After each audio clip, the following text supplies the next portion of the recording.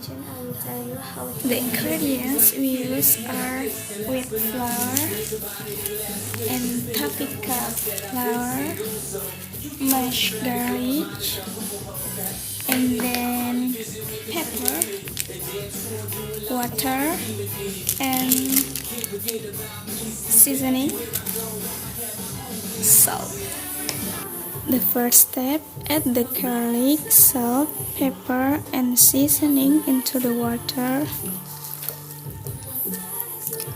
Second step, mix the tapioca flour and wheat flour.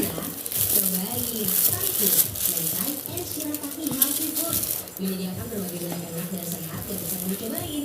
Harganya mulai dari Rp20.000 sampai Rp65.000 ya kalau muda. And add the water that has been boiled.